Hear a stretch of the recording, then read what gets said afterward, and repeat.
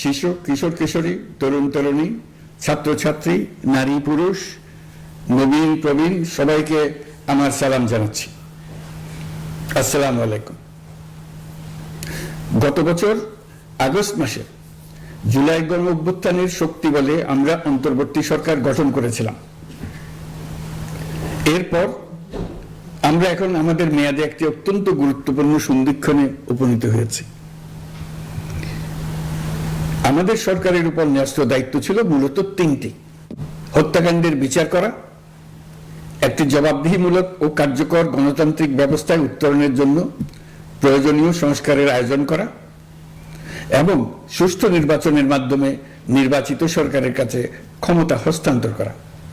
আমরা জুলাই গণঅভ্যুত্থানকালে তৎকালীন ফ্যাসিস্ট সরকারের নির্দেশে সংগঠিত হত্যাকাণ্ডের বিচার কাজ এগিয়ে নিয়ে যাচ্ছি। এই বিচারের উদ্দেশ্যে গঠিত আন্তর্জাতিক অপরাধ ট্রাইব্যুনাল তাদের প্রথম রায় শীঘ্রই দিতে যাচ্ছে।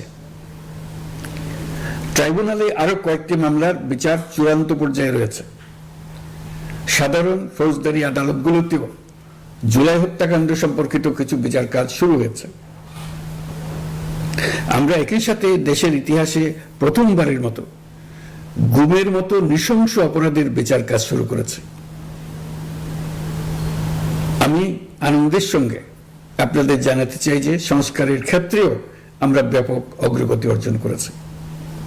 অন্তর্বর্তী সরকার নিজ উদ্যোগে বা বিভিন্ন সংস্কার কমিশনের প্রস্তাবের ভিত্তিতে অনেক গুরুত্বপূর্ণ সংস্কারের কাজ সম্পন্ন করেছে। কিছু প্রস্তাবিত সংস্কারের কাজ এখনো চলমান আছে। অধ্যাদেশের মাধ্যমে বা বিদ্যমান আইন সংশোধন করে বিচার বিভাগের স্বাধীনতা, বিচার ব্যবস্থাপনা, আর্থিক খাতে স্বচ্ছতা, প্রাতিষ্ঠানিক সক্ষমতা বৃদ্ধি, ডিজিটালাইজেশন সম্প্রসারণ ও দুর্নীতি প্রতিরোধে বিভিন্ন সংস্কার সম্পন্ন করা হয়েছে। ভবিষ্যতে সুশাসনের জন্য এসব সংস্কার বড় ভূমিকা রাখবে বলে আমরা মনে করি। আশা করি আগামী নির্বাচিত সরকার সংসদে আলাপ আলোচনার মাধ্যমে এইসব সংস্কার গ্রহণ করবে। আমাদের আরেকটি গুরু দায়িত্ব হচ্ছে সুষ্ঠু নির্বাচন অনুষ্ঠান। আমি ঘোষণা করেছি যে আগামী ফেব্রুয়ারির প্রথমার্ধে জাতীয় সংসদ নির্বাচন অনুষ্ঠিত হতে যাচ্ছে। এই নির্বাচন উৎসব মুখর, অংশগ্রহণমূলক ও সুষ্ঠুভাবে অনুষ্ঠানের জন্য আমরা সব প্রস্তুতি গ্রহণ করছি। আমাদের উপর অর্পিত দায়িত্ব আমরা সঠিকভাবে পালন করার জন্য সর্বাত্মক চেষ্টা করে যাচ্ছি। প্রিয় দেশবাসী, রাষ্ট্র কাঠামো সংস্কারের প্রস্তাব তৈরির লক্ষ্যে জাতীয় ঐকমত্য কমিশন নিরলসভাবে গত প্রায় 9 মাস ধরে কাজ করেছে। এই সময় কমিশন জুলাই গণঅভ্যুত্থানে অংশগ্রহণকারী রাজনৈতিক দলের প্রতিনিধিদের সঙ্গে দীর্ঘ আলাপ আলোচনা করেছে। অত্যন্ত সৌহার্দ্যপূর্ণ পরিবেশে ধৈর্য সহকারে রাজনৈতিক দলগুলো কমিশন কর্তৃক উত্থাপিত বিভিন্ন সংস্কার প্রস্তাব নিয়ে যুক্তিতর্ক উপস্থাপন করেছেন। মতের পার্থক্য থাকলেও তা কমিয়ে আনার চেষ্টা করেছেন। অনেক বিষয়ে ঐকমত্যে আসতে পেরেছেন। দেশবাসী সরাসরি সম্প্রচারের মাধ্যমে এই পুরো কার্যক্রম দেখতে পেরেছেন। এটি বাংলাদেশের রাজনীতির ক্ষেত্রে তো বটেই, পৃথিবীর অনেক দেশের জন্য এক অভূতপূর্ব ঘটনা। এটি ভবিষ্যৎ রাজনীতির জন্য আশাব্যঞ্জক। আমি ঐকমত্য কমিশনের সদস্যদের এবং রাজনৈতিক দলগুলোর নেতৃবৃন্দকে গণতান্ত্রিক চর্চার এই অসাধারণ আয়োজনকে সফল করার জন্য আবারও আন্তরিক ধন্যবাদ জানাচ্ছি। ঐকমত্য কমিশনের প্রণীত জুলাই সনদে সংবিধান বিষয়ক 30টি গুরুত্বপূর্ণ সংস্কার প্রস্তাবে রাজনৈতিক দলগুলোর মধ্যে ঐকমত্য তৈরি হয়েছে। এটি একটি ঐতিহাসিক অর্জন। কিছু প্রস্তাবে সামান্য ভিন্নমত আছে, বাকি অল্প কিছু প্রস্তাবে আপাতদৃষ্টে মনে হয় অনেক দূরত্ব আছে, যা গণতান্ত্রিক প্রক্রিয়ায় অস্বাভাবিক কিছু না। তবে খতিয়ে দেখলে দেখা যায় যে এসব প্রস্তাবগুলোর ক্ষেত্রেও আসলে মতভিন্নতা খুব গভীর নয়।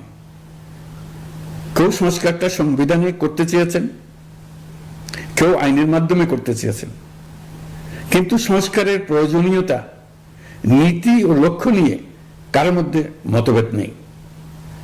কাজেই রাজনৈতিক দলগুলোর প্রকাশ্য বক্তব্য যতখানি পরস্পর বিরোধী অবস্থানে আছে বলে মনে হয়, জুলাই সনদ সঠিকভাবে বিশ্লেষণ করলে ততখানি মত পার্থক্য দেখা যায় না।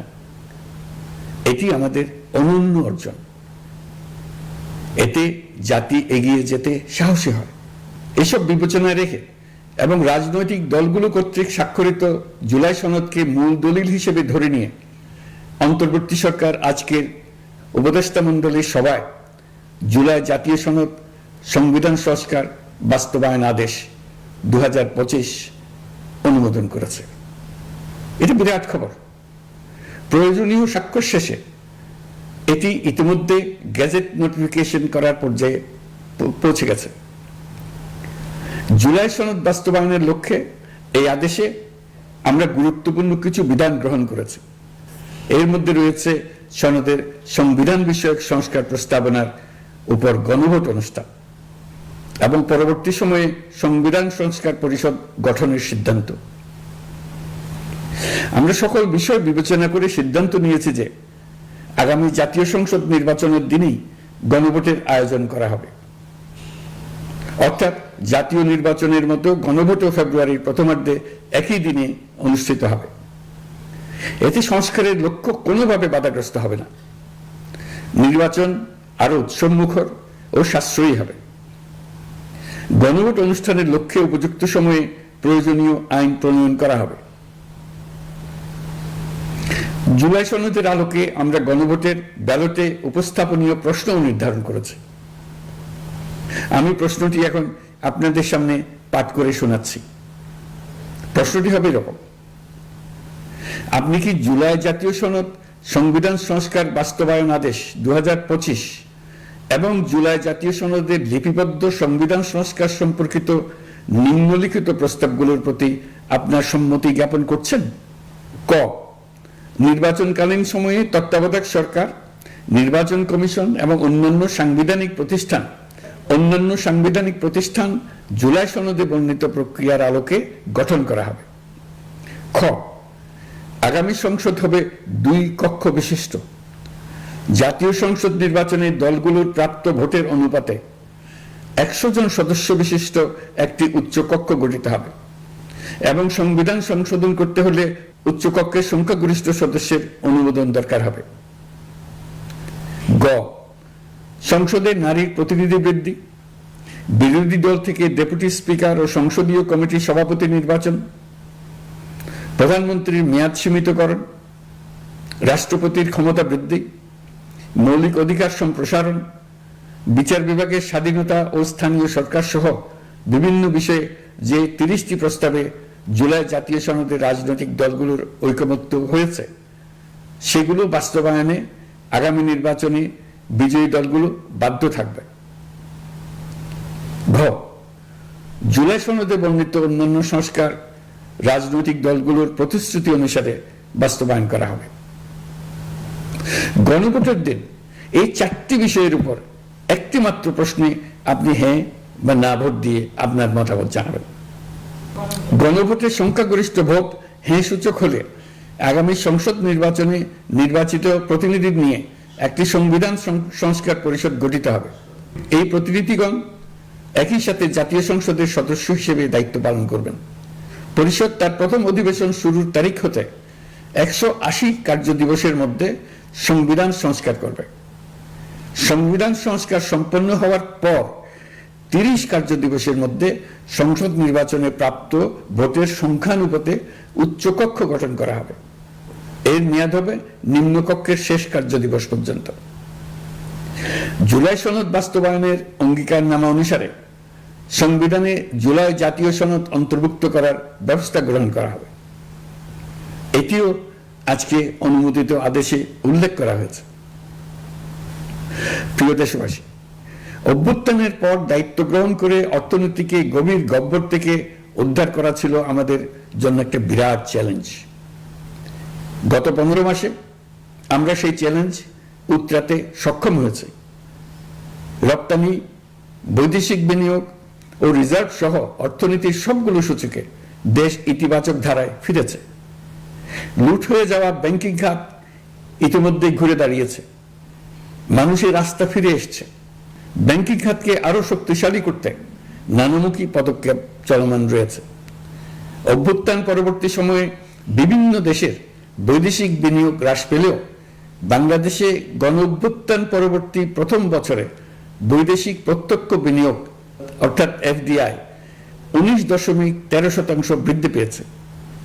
এটি বৈশ্বিক প্রবণতার বিপরীতে এক অনন্য অর্থনৈতিক দৃষ্টান্ত স্থাপন করেছে।